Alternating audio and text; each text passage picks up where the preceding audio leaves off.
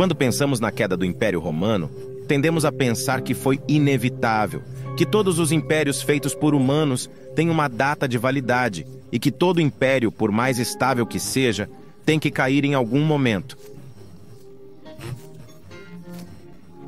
Acreditamos que o Império Romano se tornou velho, corrupto, fraco e tinha que cair mais cedo ou mais tarde. Mas para os contemporâneos, a queda do Império nunca foi dada como certa. E, de fato, muitos romanos pensavam até mesmo no século V que as dificuldades do Império passariam novamente. O Império já não tinha visto tempos muito ruins e sobreviveu? O Império teria resistido às invasões bárbaras antes, durante a crise do século III, e sobrevivido. Os alamães e os godos invadiram o Império durante a crise do século III e destruíram muitas cidades do norte da Itália nos finais dos anos 250 e novamente no início dos anos 270. Se esses atacantes não tivessem sido repelidos por Galienos na Batalha de Mediolânio em 259 e por Aurélio em 271 d.C., se o Império não tivesse sofrido uma derrota humilhante contra os persas, onde o próprio imperador Valeriano foi capturado pelo rei persa em 260. Se o Império não tivesse se fragmentado antes em 3 entidades separadas, com o Império Galo declarando independência de Roma em 260 d.C. e com o Império Palmirano seguindo em 270, não teria como resultado desta crise enorme até mesmo a rede de comércio romana se despedaçado em muitas partes, causando também grandes problemas econômicos e inflação descontrolada. E, no entanto, o Império Romano prevaleceu e sobreviveu a esses tempos tão sombrios graças a heróis como Aureliano. Então, por que o Império deveria cair agora no século V? Quem diria que isso não seria lembrado como a crise do século V e que o Império Romano resistiria a esses tempos turbulentos e caóticos?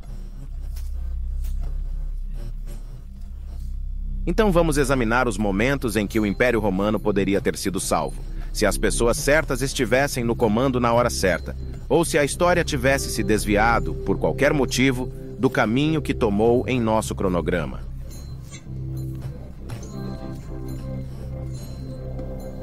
A Batalha de Adrianópolis, em 378 d.C. A Batalha de Adrianópolis é frequentemente vista como o começo do fim do Império Romano Ocidental, pois esta derrota para os romanos desencadearia uma reação em cadeia que culminaria em grandes migrações e povos germânicos se estabelecendo dentro dos limites do Império Romano Ocidental. Isso, por sua vez, erodiria a base tributária do Império Romano Ocidental, que tinha as províncias mais pobres em comparação com o Oriente, e era geograficamente mais exposto às ameaças bárbaras do que o Oriente. Além disso, isso criaria conflito constante dentro do território do Império, levando finalmente à sua queda entre 476 d.C. e 486 d.C., desde a deposição do último imperador, Rômulo Augusto, em 476, até a queda do reino de Soissons em 486. Mas tudo começou com a Batalha de Adrianópolis. Os godos, uma tribo germânica, haviam fugido dos hunos avançando, uma tribo asiática brutal de cavaleiros que empurravam para o oeste, originários de algum lugar da Ásia. Os godos haviam cruzado o rio Danúbio em 376 d.C. e estavam solicitando asilo no Império Romano. Devido ao mau gerenciamento da situação, que certamente deve ser o tema de seu próprio vídeo, a situação deteriorou-se rapidamente, o que levou a um conflito aberto entre os godos e os romanos.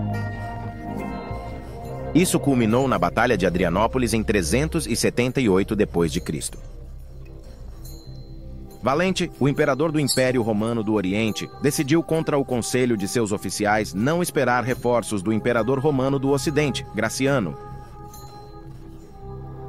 Atualmente, os historiadores estimam a força das forças do Império Romano do Oriente em cerca de 15.000 tropas, 10.000 infantaria e 5.000 cavalaria, e as forças góticas em um número igual também de cerca de 15.000 tropas. Devido a alguns erros táticos, o exército romano foi derrotado decisivamente, o que resultou em perdas incontáveis. Apenas 1/3 do exército romano conseguiu se retirar. E agora, com o núcleo do exército romano do Oriente enfraquecido, não conseguiam derrotar os godos completamente, fazendo com que os romanos do Oriente permitissem seu estabelecimento nas terras romanas. Eles se tornariam uma entidade distinta dentro dos limites do império, às vezes agindo como foederati, mas às vezes agindo de forma independente ou mesmo hostil a Roma, o que culminaria com o saque de Roma pelas forças visigodas em 410 d.C., enfraquecendo ainda mais o Império Ocidental e obrigando muitas das forças romanas ocidentais a entrar em conflitos que seriam fortemente necessários na fronteira do Reno. Se Valente tivesse esperado por Graciano, os romanos teriam boas chances de vencer esta batalha, e a história teria tomado um caminho completamente diferente. Os godos podem ter sido reduzidos ao status de foederati cedo e nunca teriam se tornado uma entidade distinta dentro do império. Assim, as tropas romanas ocidentais não teriam participado de muitas batalhas com os visigodos, mas teriam se concentrado na fronteira do Reno e, possivelmente, até impedido a travessia do Reno em 4 de janeiro, 406 d.C. Nesta linha do tempo, o Império Romano Ocidental poderia ter se estabilizado e as tribos germânicas não teriam invadido o Império, mas em vez disso, poderiam ter sido estabelecidas nas fronteiras do Império como forças foederati. Assim, o Império Ocidental poderia ter sobrevivido por mais alguns séculos ou talvez até os dias de hoje em alguma forma. A Batalha do Rio Frígido em 394 d.C. Uma das maiores desgraças para o Império Romano Ocidental, que muitas vezes é ignorada, é a Batalha do Rio Frígido. Neste conflito, o usurpador do trono ocidental romano, Eugênio, e seu magister Militum Arbogast estavam em confronto com o imperador romano do leste, Teodósio, e seu magister Militum Flávio Estílico. A ascensão ao poder de Eugênio e Arbogast será o tema para outro vídeo. É especialmente interessante, já que este foi o último momento em que os antigos templos pagãos de Roma e nós teríamos testemunhado os antigos ritos pagãos, realizados em Roma pela última vez. Teodósio, no entanto, não reconheceu Eugênio como o legítimo imperador do Ocidente e pretendia fazer seu filho Honório imperador do Ocidente. Ele marchou contra Eugênio e Arbogast, e os dois exércitos opostos se encontraram no Rio Frígido no dia 5 de setembro de 394 d.C. Esta batalha merece novamente um vídeo inteiro para si. Ambos os exércitos tinham aproximadamente 50.000 tropas, e a batalha começou bem para Eugênio e Arbogast. Mas no segundo dia, a situação mudou completamente quando, de repente, uma forte ventania soprou na direção das forças romanas ocidentais, dando aos romanos orientais a vantagem. Os romanos ocidentais foram então completamente derrotados. Eugênio foi capturado e decapitado, e Arbogast cometeu suicídio. O resultado foi um completo desastre para o exército romano ocidental. Quase todas as legiões do ocidente de Roma foram destruídas, de modo que o novo magister militum do ocidente, Flávio Estílico, teve que recrutar cada vez mais mercenários bárbaros como foederati nas legiões. Isso criaria problemas imensos mais tarde, pois a porcentagem de foederati aumentaria a um ponto em que as tropas romanas se tornariam a minoria. Esses federados, então, muitas vezes teriam agendas contrárias ao Império e, nos últimos anos do Império Ocidental, líderes bárbaros causariam estragos no Império enfraquecido, acelerando ainda mais a queda. Assim, a Batalha do Rio Frígido é um evento memorável, e se tivesse sido evitado, por exemplo, com Teodósio aceitando Eugênio como imperador do Ocidente, o Império Romano do Ocidente não teria que depender tanto de forças bárbaras mais tarde. Isso, por sua vez, teria significado um exército romano ocidental mais forte, potencialmente capaz de resistir à travessia do Reno em 406 a.C. O Império Romano Ocidental poderia, neste caso, ter sobrevivido muito mais do que sobreviveu em nosso cronograma. Se você gostou deste vídeo, por favor, inscreva-se neste canal para não perder nenhum vídeo futuro sobre a história do Império Romano Tardio. Obrigado a todos, amigos! A travessia do Reno em 406 d.C. Outro evento marcante na história do Império Romano Ocidental Tardio foi a travessia do rio Reno em 31 de dezembro do ano 406 d.C. por tribos germânicas, embora esta data exata ainda seja debatida entre historiadores. Um grande grupo de Quadi, vândalos, sarmatas, saxões, burgúndios, alemães e algumas outras tribos cruzaram em grande número para o território romano ocidental e começaram a saquear muitas cidades na província da Gália nos anos seguintes. O Magister Militum Stilicho não conseguiu impedi-los, pois ele tinha que lutar contra as invasões bárbaras na Itália. Primeiro ele derrotou os visigodos em Pollentia e Verona em 402, e em seguida derrotou uma grande incursão dos vândalos e godos sob Radagaisus em 406 em Fiesole. Acredita-se que ele retirou muitas tropas romanas da região do Reno para poder vencer as invasões da Itália.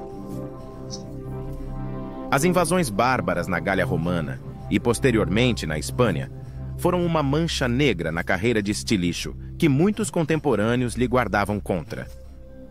Mas e se Stilicho tivesse escolhido uma abordagem mais equilibrada para a defesa da Itália? É discutível se ele teria tropas suficientes para lutar contra os vândalos e os godos e, ao mesmo tempo, defender a fronteira do Reno. Mas se a fronteira do Reno tivesse sido fortificada o suficiente de alguma forma, a travessia do Reno naquele fatídico ano poderia ter sido evitada. Uma resistência romana organizada na fronteira teria impedido que as tribos germânicas entrassem na Gália, e isso teria parado o efeito cascata, que mais tarde levaria AOS vândalos conquistarem a África e AOS suevos e visigodos criarem seus reinos separados na Espanha. Mas como eu disse, é discutível se Estilicão teria conseguido isso com as tropas que ele tinha.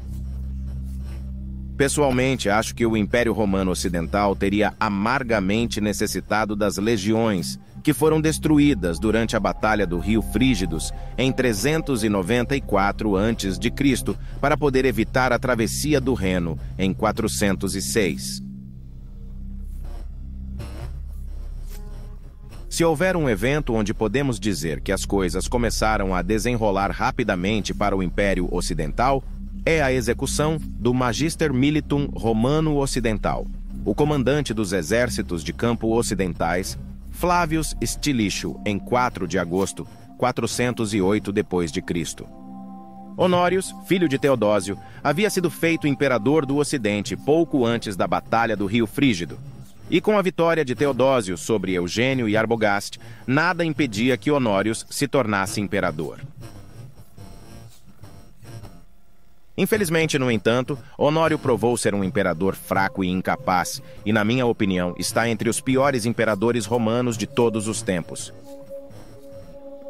Em 408, os visigodos tentaram invadir a Itália novamente depois de terem sido derrotados por Estilicão em 402. Desta vez, Stilicho convenceu o Senado romano a pagar 4.000 libras de ouro para persuadir os godos a deixar a Itália. O poderoso ministro Olímpio, entretanto, na corte imperial em Ravenna, convenceu Honório de que Estilicão estava conspirando com os visigodos para derrubar o imperador. Ao retorno de Stilicho a Ravenna, ele foi executado. Mas não só ele, não.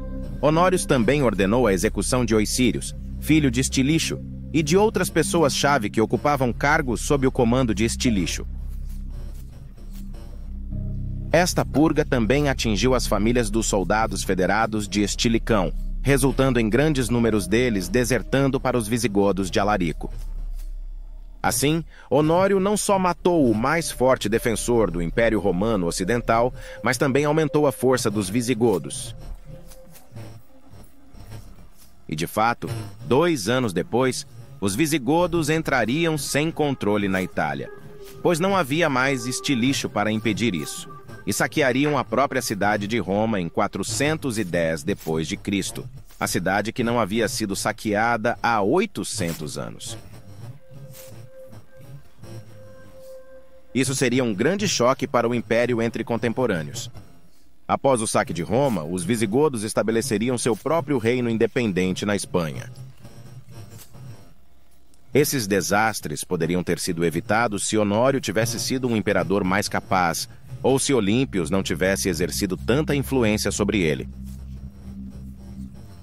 Se Honório não tivesse executado Estílico, seu filho e oficiais, a história provavelmente seria muito diferente.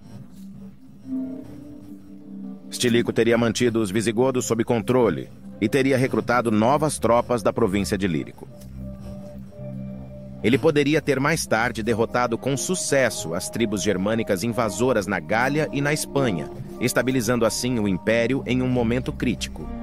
A tomada de Roma também não teria acontecido, portanto, não devastando a moral da população romana.